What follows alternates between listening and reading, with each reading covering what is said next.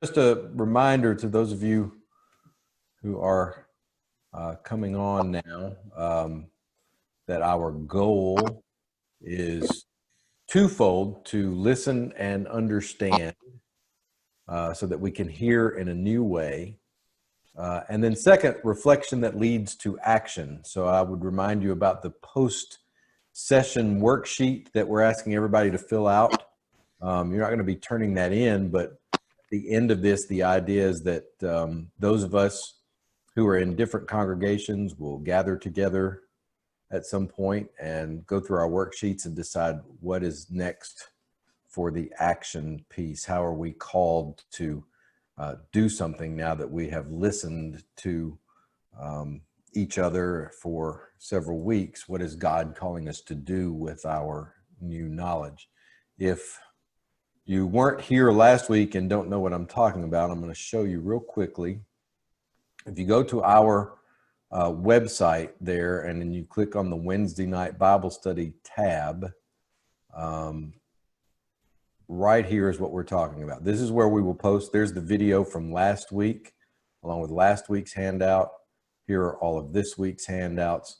But right here at the top is the post-session worksheet. It's PDF if you don't have Word, and you can print it off and fill it out by hand, or you can print it off, you can download it in a Word document and then type your answers into that. And the idea is that you fill one of these out after every session, sort of your reflections on each session, so that you can remember at the end of this what you learned, what you heard, and that will allow you to then begin to think about, well, how do we put this into play? How do we move from reflection to action? That's the key, I think, in this whole thing, is that lots of groups have reflected on these issues, but a lot of times it stops with reflection. And we want that reflection to lead some sort of action, that discernment about what God is calling us to do.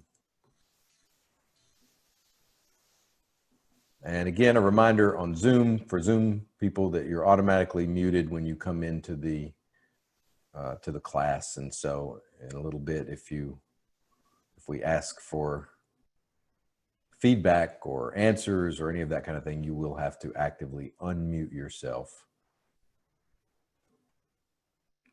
Don't forget how to raise your hand over there if we have time to do that. That's under the participants tab. You click that and a little thing pops out to the side, and that's where you can raise your hand to be recognized. Hey, Robert. No. And all right, it's 6 minutes after or so, and we want to be respectful of people's time. So I'm seeing a lot of people who weren't here last week, so welcome. We're glad that you're here. Last week's class was pretty good. Hopefully you got a chance to watch it if you weren't here. And I'm excited about tonight's class. I'm going to pray, and then I'll introduce our facilitator. So let's pray together. Gracious and Heavenly Father, we ask that you give us ears to listen, that you open our hearts and our minds to one another, and that you help us to listen respectfully to one another as we engage in dialogue and reflection about issues that are important, not just to us and our congregations, but to our country and the world. May what we learn here tonight help us to be a better reflection of your kingdom in the world. We make this prayer in Jesus' name. Amen. Well, I'm very excited tonight to introduce to you Dr. Jacquelyn Bragg. I'm going to spotlight her video here. Again, if you're not used to Zoom, you can do speaker view or gallery view. Gallery view allows you to see everybody at once. Speaker view, you see one person at a time. And it's usually the person who's speaking, but I have a chance to spotlight a specific person so that it's on there, and I'm spotlighting Jackie now. Hopefully you read her part of her bio that we sent out in the email. It's not her entire bio by any means. She has a long list of accomplishments and roles in the community, and I've been pleased to know her for almost 4 years now, and it was my pleasure to invite her to lead this class. She'll be leading tonight's class as well as the two sessions on the history of racism in the United States. So Jackie, I'll turn it over to you. You just let me know what you need in terms of breakouts and whatnot. All right. Hello, everybody. Hello. And it's just Jackie. So we have come together so we can talk together. So let's be sure that I'm not the only person talking. You should have gotten 3 handouts from me that were not a part of the original lesson. And so the first one we want to take a look at is just a review of the definition that we got in last week's lesson. So does everybody have that? There it is. And you remember that there were 2 definitions that they felt were not helpful, but we're going to start with this one that talks about the interlocking systems of advantage as well as disadvantage. And so that's our starting place. And we know that the advantage is for people who are white and the disadvantage is for people who are of color. In the lesson tonight, though, you will notice that it goes a bit further on this first page, and it talks about racism that is not only about advantage and disadvantage, but it calls that advantage privilege, and it calls the disadvantage. It also talks about power is prejudice plus power. And that's a definition that's been around for a long time. In fact, I could give you pages of definitions, but I won't. I want to focus on the privilege, though. And on page 2 in the gray box, it goes further to define privilege as access to benefits, to advantages, to opportunities, and I would add to opportunities for decision making and the opportunity to define for yourself what is reality. The power is especially about the decisions, and it's in all the institutions that matter: education, government, law, church. And so we want to keep these in mind as we dig deeper, because today we're going to focus on 5 types of racism. And that's the other handout that I gave you. In just a minute, you'll work in groups.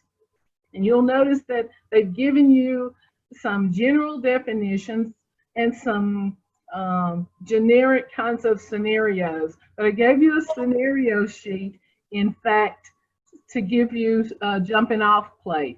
I didn't have an idea that I would be the only person of color tonight, so it'll be my privilege to share with you some of my personal experiences, some of my children, some of my family, because indeed this is an everyday thing for us. But in your groups, I would ask that you would choose at least one of those 5 types of racism.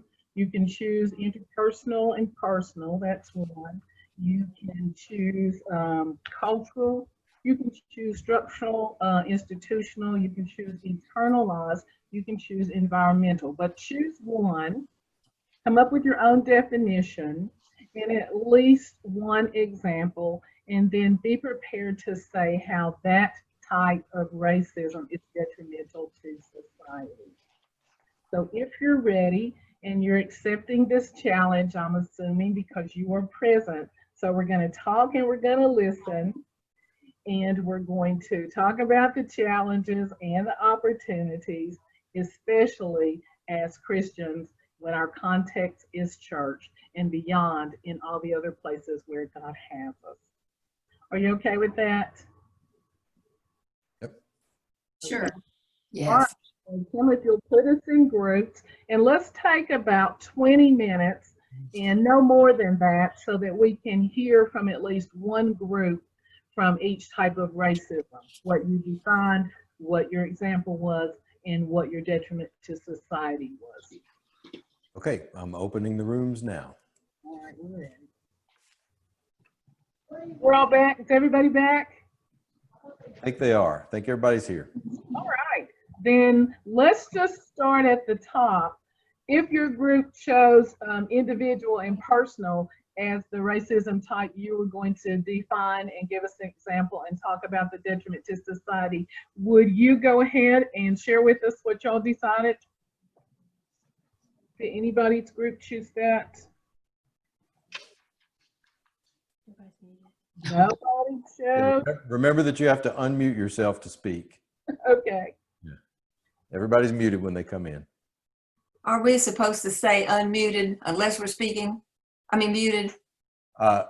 You can keep yourself unmuted as long as you don't have a whole lot of noise going on in the background. Okay. So did anybody choose the individual level? Nobody chose attitudes and actions. Okay, well, am I sure? I'm not seeing any hands raised. So. All right, well, do you want to speak to that? If not, I'll speak to it. Anybody? All right, so somebody can speak to it? All right, I read my lesson. I don't mind speaking to it. Okay, go ahead. It's individuals that have feelings of superiority for their race as opposed to any other race. It's right. Examples of that might be that you find a parent telling a child that he's smarter than everybody else, or smarter than someone else, this Hispanic child that's in the class that's also a good student, but you're smarter because, you know, you're superior. That's right. And the detriment to that is it suppresses possible talent and intellect for those that are suppressed. It just deprives society of everything that some of these folks have to offer. That's very true. Have you ever, you don't have to volunteer, but if you would like to, since we're telling each other the truth, have you ever clutched your purse or seen somebody clutch their purse when somebody of color was coming in the vicinity? From what I'm looking at the mall, maybe some people should have and didn't, but generally, I'm just saying, I'm just reading the newspaper and looking on TV. Maybe some should have. But have you ever seen people do that? Have you ever done that? And what beliefs were behind that kind of action? Clutched your purse. I'll say something. I was at a conference of nurses, a national conference. And we got into a small group. I can't even remember what the topic was that we were discussing, but somehow it got on to times that people are afraid.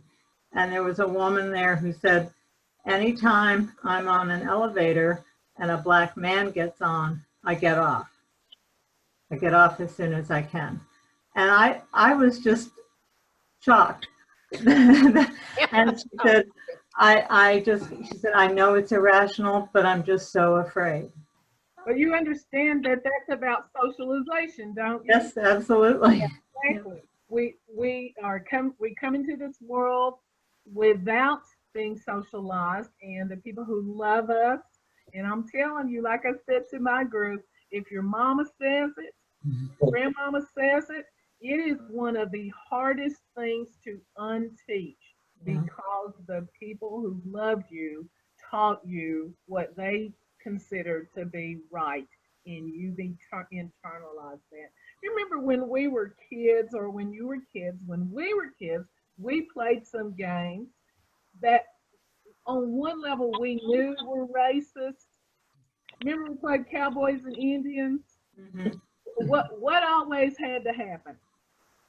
Now the Indian was the bad guy. Yeah. The Cowboys win. That's where the bad part. Did you watch cartoons? Did you used to watch Bugs Bunny and Yosemite Sam? Mm-hmm. Yeah. What always had to happen? Buddy outsmarted Yosemite Sam. He did, but Yosemite saw that he was the enemy and he had to be eliminated. And we can think of other kinds of cartoons. I'm not telling you some of the ones that are my favorite, because then people who look like me be calling my phone number. But we knew on some level something was wrong with that. Uh-huh. But we watched them and we played these games and we did this anyway, because that's how we were socialized. And then we went to school, and these things were reinforced by the materials that we used and by the ways that we were treated. I don't know about you all, but I went to a segregated school until I was 9 years old. And I shared with my group last week that I was one of four, 2 9-year-olds, those were my brother and another person, and 2 10-years old, that was me, and another person. We integrated Hillcrest Elementary School in Morristown, Tennessee, a year after the civil rights legislation, but it wasn't mandated for all schools to be integrated until the following year. So the 4 little black kids with 200 or 300 white kids, and we were all in separate classrooms, was an experiment and an experience. I can just tell you that. All right, so did anybody choose institutional and structural? Our group did. Okay, Ours too. let's hear from both groups. How'd you define it? Do you want me to go first, or? You can. We had someone in our group that is in housing, so we were talking about that at first, about the rules, policy, roles, and customs of segregated housing in communities. And so we talked about how that's gotten a little bit better, but still not that much. And that often if you're shown housing and you're a person of color, you aren't shown no matter what your income is. And we even had a reverse one where someone wanted to move into a certain neighborhood who was white, and they told her that was not a good choice to move to there in Knoxville. And then we also talked about there's more trauma leads to more health issues with racism, and it impacts the general well-being of everybody. And why we thought it was detrimental to society, it perpetuates segregation, and we don't have, you know, the togetherness we maybe could have if we did not have the segregation in housing. Can we hear from the other group that chose institutional and structural? Yes, we, I guess, sort of defined it as, you know, when skin color defines access to institutions and your treatment within those institutions when you get there. Examples were voter suppression, discrimination. Someone gave an example of a friend whose biracial son experienced a lot of discrimination in a small community that was not diverse at all. And not that that can't happen in large, more diverse communities too, but it, you know, certainly can happen in small, less diverse communities. We talked about access to health care, defined not only by your skin color, but also by poverty. A lot of times where you don't have access to health care, and obviously that negatively affects health, often lifelong. We talked about housing, and we talked about, you know, racial profiling in police departments and in other parts of society where people of color are negatively affected by that. And it's just such a, it's detrimental because it, just to be continually and repeatedly treated in that way, it's such a, would be such a negative force to someone's confidence and to their ability to the way they input into society and the way, the gifts that they offer to the rest of us. I can't imagine what that's like to deal with on a daily basis. You started out talking about the young person, and so can you imagine that it would impact a young person's ability to study, to concentrate, and long-term then to impact their future goals so that they cannot accomplish that dream that they may have had to be or do a particular thing? Absolutely, yeah.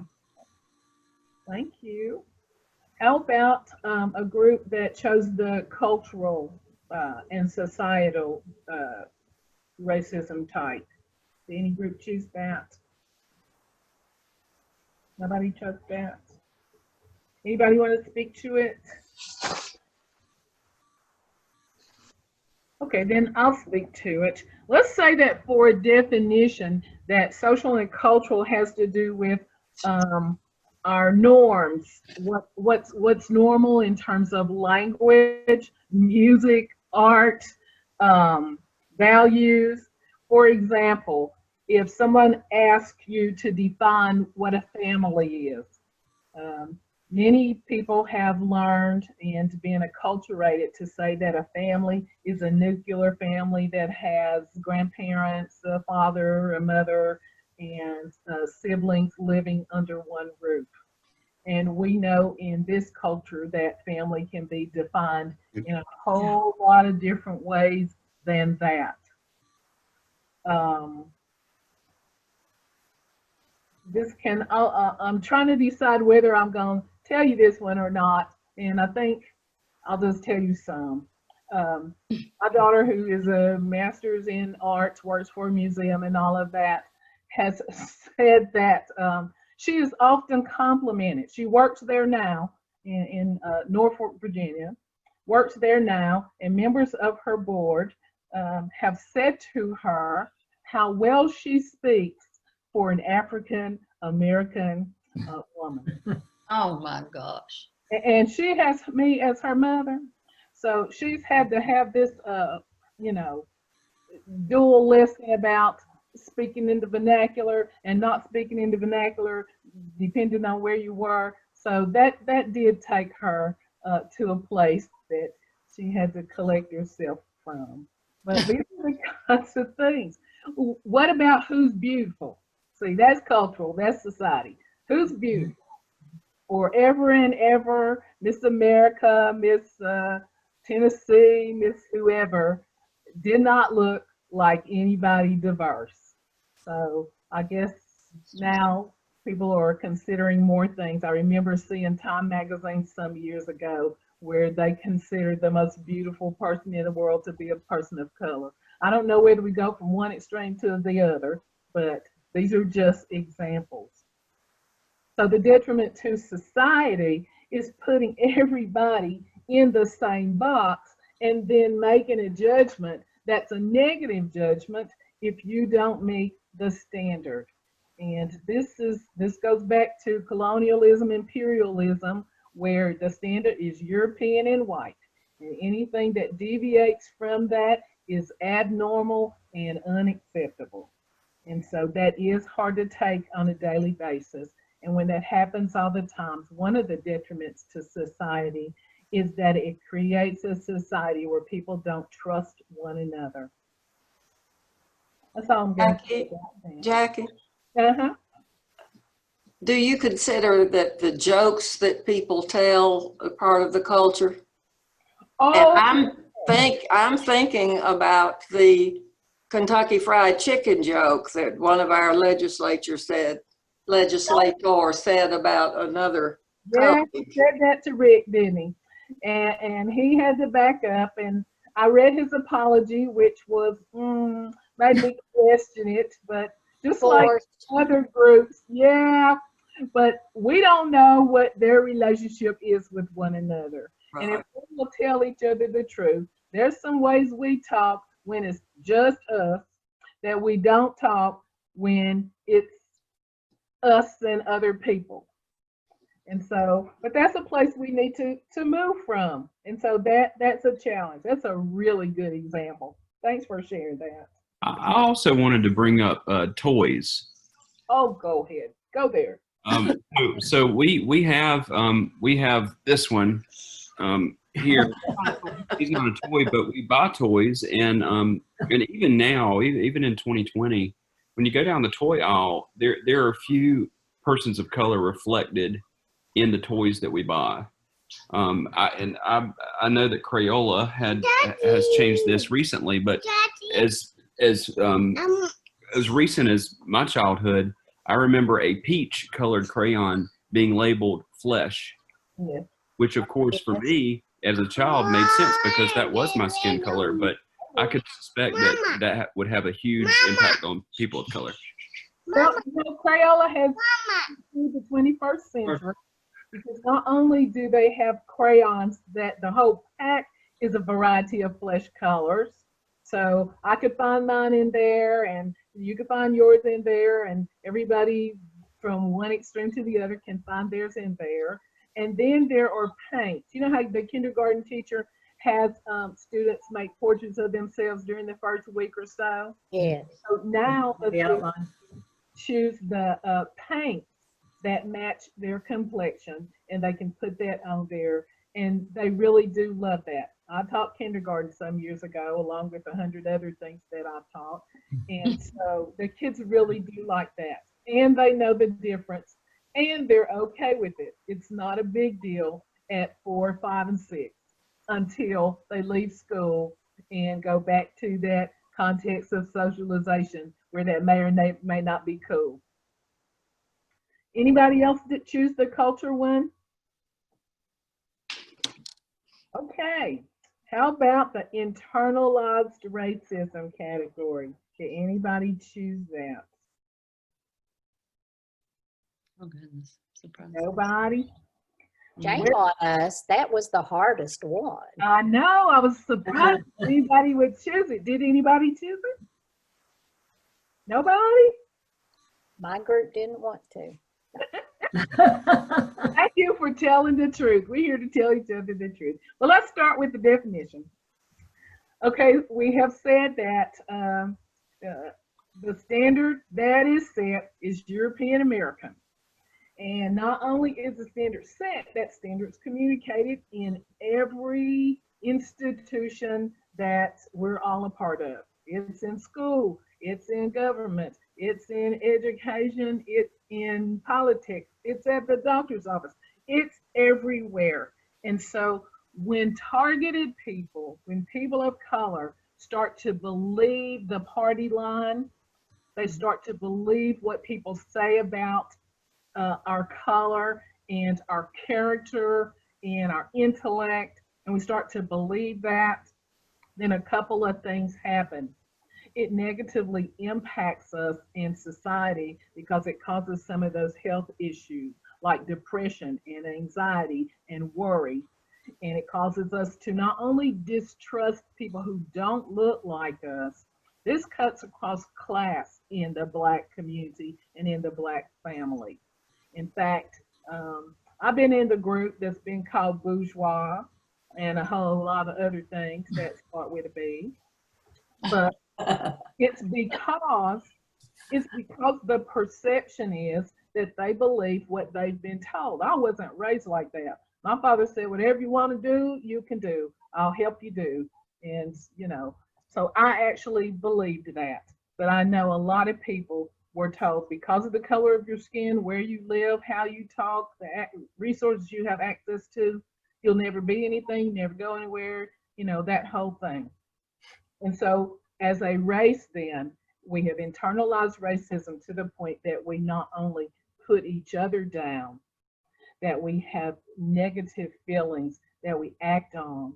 And even if we don't act on them, then they motivate our behavior so that we believe and relegate ourselves into a box. There are places we won't go. There are things we won't wear. There's music we won't listen to. And so it's like being in a cage. It's like being in a cage. Can I ask a question based Sure. on that? Sure. So that just like sparked a thought for me. I was a big sister through Big Brothers Big Sisters, and I was matched with a girl named Simone, who I care for very much, and she's struggling with that very thing right now, and has, and I guess I just didn't know that that's what it was. She's very intelligent and had scholarships and can still do many things, but her family has always been one thing, and she's dealing with really hard depression and anxiety and things right now, and has dropped out of school because she believes it's a lost cause. Is there some way to be an ally to a person and assist them through that? Or is that No, you absolutely can. And that is really a good question. Being in education, my first thing is to do bibliotherapy. Let's find a book that mirrors her situation and let's read that and talk about that together. Short of that, let's look for, I guess if you're still her big sister, then I will always be in that girlfriend's life. You know what I mean? But I'm not technically, I don't have the resources of Big Brothers Big Sisters that I did when we were first matched. Does that make sense? I mean, she was in my wedding. We kind of lost touch as I became a mother and busy, and she went to school and was busy. But I kind of, we had a touch point because of everything that's going on, because I needed to apologize to her, quite frankly. When the Black Lives Matter protests and everything started, she was in high school and she was talking about going to a rally, and all I had heard about them is how unsafe they were. And so I had made a comment that while activism is important, safety can be more important. And I meant that then. And I meant it because I love her, because I was worried for her. But I realized as things have kind of developed here lately that that child's never been safe. She's never felt the full safety that my children will feel. And that was coming from this place of privilege, not harm. I said it because I loved her. But, so I reached out to her and apologized a couple weeks ago. Good for you. And we had some good conversation because of it. But then because of that conversation, I learned how much she's struggling again. Okay. And I just want to, I don't want to jump in and be like, okay, here's what you need to do, because it's not my life. That's right. But I do want to support her and figure out what that looks like. Does that make sense? Yeah. But I've never known it labeled like you just said it. But sometimes we don't know what to call it. And unless we have conversations like you and I are having, she probably didn't know what to call it. I think she just thinks she's in a situation and she's helpless. Yes, that's because mental health stuff. Yeah. Mm-hmm. So you can continue to be her safe place. So it sounds like you and she have opened up dialogue on another level, so you can talk about black and white stuff. Yeah. And so that's a really good place to start. And then as you think of a way you're going to go forward in action in response to Black Lives Matter, since this is a Black life that matters to you, that's a starting place. And so you might even, that might be a topic of conversation, since she's out there and she's hearing people talk, things that she considers doable, because it's not hopeless. And maybe there's a way that you can connect her with other people. I'd be willing to be in there if you needed, you know, somebody. The doable thing that I've been trying to do, and Andy and I kind of reached out to Andy about it, is get her some therapy. That's step one. Yeah. Because I think she's trying to just kind of enter back into that family group, and that family group has only ever allowed her to be one thing, and she's so much more. Yeah, do you see they want her back in the cage so they can control over it? But you know that the answer is to be in a different context, and to be in a different context for a period of time, so that she can be, I don't know what the real word is for recontextualize. So you can entertain a different way of thinking. Does that make sense? Absolutely. Okay. All right, so we're just about out of time. Did anybody choose the environmental type of racism? Mm-hmm. Okay, here. Where's Patricia? Patricia? We chose Patricia by a democratic process. Yeah, well, she's not speaking of Yes, it. she is. All right, we had a barking dog, so we're trying to wait for him to calm down before we unmuted ourselves. Okay, go ahead. Well, we discussed kind of environmental racism as structures that are in place where things are built and that lead to communities primarily of working poor and racial minorities being disproportionately affected by hazardous like chemical plants and landfills and different things that people in power decide where those places are built. We tried to think of local examples, although we had some other examples like in Philadelphia where a chemical plant were built near communities of color, and that's causing detrimental health impacts such as asthma and higher mortality rates among those communities. But in Knoxville, the example we could think of was like when James White Parkway was built. Yes. Cutting off East Knoxville and how that impacts the communities that were there that were possibly thriving before, but then now lowers housing, the housing values, that stymies upward mobility for those communities, for the people in those communities, and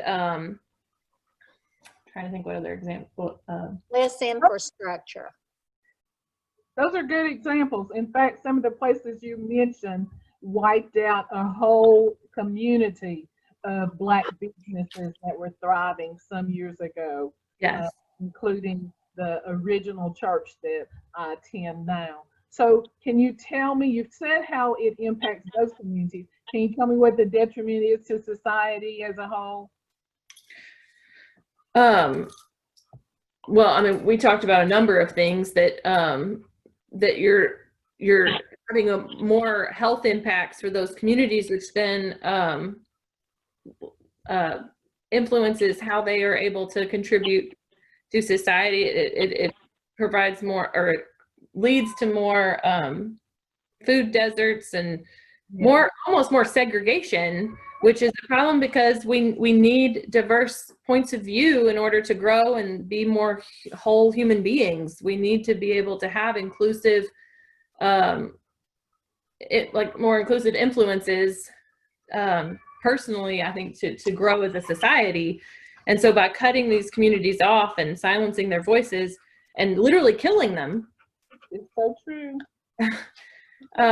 It's hurting everyone because those voices aren't heard. It's so true. Well, anybody have any last comments before we go away for the next week? Jackie? Yes. I have a question. It's not quite on this, but it's something I've been thinking about, and I would love to hear your opinion. Go for it. I suppose everybody knows about the plans to drop the brands of Aunt Jemima and Yes. Uncle Ben's and Ms. Butterworth. What do you see in that move? Is that a really meaningful move to you? Or do you see that as easy window dressing for large corporations? I think it's that last thing, because you can change the brand, take the brown face off, or call it whatever you want to. But see, I'll be looking at your policies and your structures to see who's in those decision-making positions at the top. And so if you've changed the label, but there's still nobody like me at the table, then I'm not buying it. Yeah, it's good public relations, but it may not go any farther than that. Thank you. We're about these conversations so that we move from dialogue to direct action. So we'll just watch and see what happens next. May I ask a personal question of you? Sure. When you were, you and your three companions, I believe, were integrated into a white school in Morristown. did you feel like that was an experience that you learned and took some value from, or was it totally oppressive?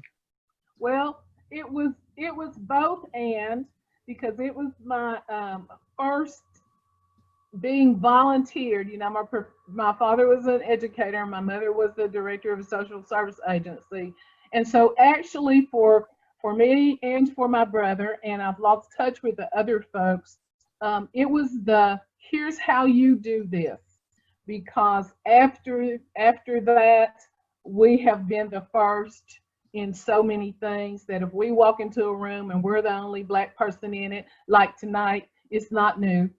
Been there, done that. Because I start from two places. I start from people as human beings, and then hopefully people as Christians, and then afterwards, surely we can talk about our differences. But I give people grace on that score. And if they do and say stupid things that I think they should know better than, I give them a pass. In fact, I get up every day and I have 3 passes I'm gonna give out.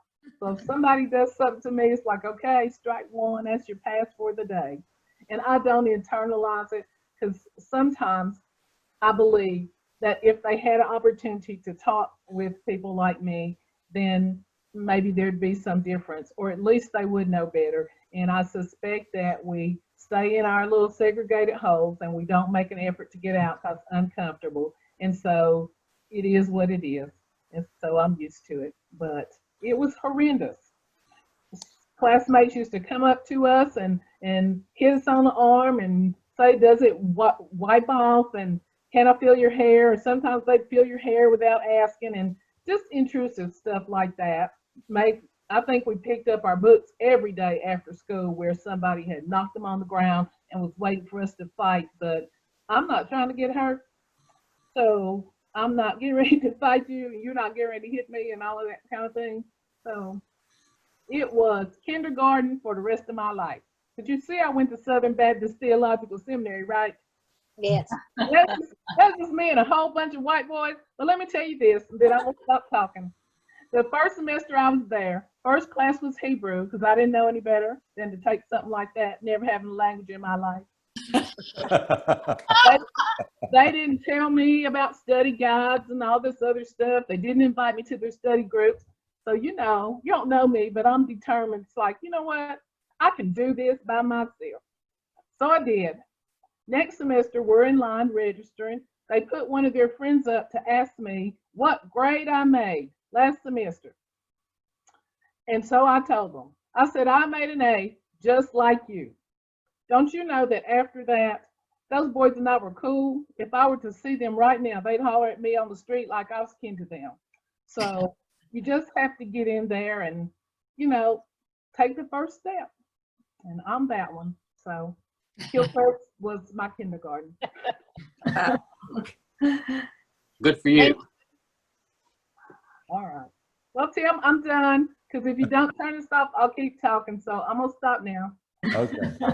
Hey, Jack, I don't know if you noticed, but Sydney joined us, and Kimberly's back again, and Jim Ford is here. So you weren't the only person. No, you were not. Yeah. I don't care. It was in our group. I know you don't care. Yeah. So before I close, I do just want to tell one quick story. A couple of Sundays ago, after the sermon that I preached, Justin was in there. Justin is the guy that is assigned to us for our custodian. And he came up and started telling us all stories about his interactions with the police throughout his life. And at some point he said, you know, he goes, now this cop was actually one of the good white ones, because he knew all of our names and knew all of our families. Mm-hmm. And he finished telling his story, and I said, you know, Justin, I said, the thing about your story that just really bothers me is that you have never questioned that your community has to be policed. How about that? Because the police have never been in my neighborhood. No policeman has ever come to our neighborhood and learned. And it's that societal, and this encompasses, I think, 3 of the 5 definitions. Okay. It's that societal understanding that some communities have to be policed and other communities don't need to be policed, and the people in those communities don't question that. And that cycle just feeds on itself, and that's the kind of cycle that has to be broken. And it was something that Justin said to me that he had never thought about it that way. So. All right, but they all promised to collect, protect, and serve, and so that really ought to mean everybody. Exactly. Yeah, exactly. All right. Well, thank you, Jackie, for a wonderful discussion, and thanks to all of you. I was jumping in all of the different breakout rooms, and all of the conversations were excellent conversations, and I think everybody felt like it was a safe space. I hope you did anyway. Next week, Charles Lomax, Reverend Charles Lomax, will be joining us to lead a discussion on the Bible and racism. And some of you may know Charles not from his work as a pastor in Alcoa, but from his work with the city of Knoxville. So we look forward to having him here to help us with that discussion.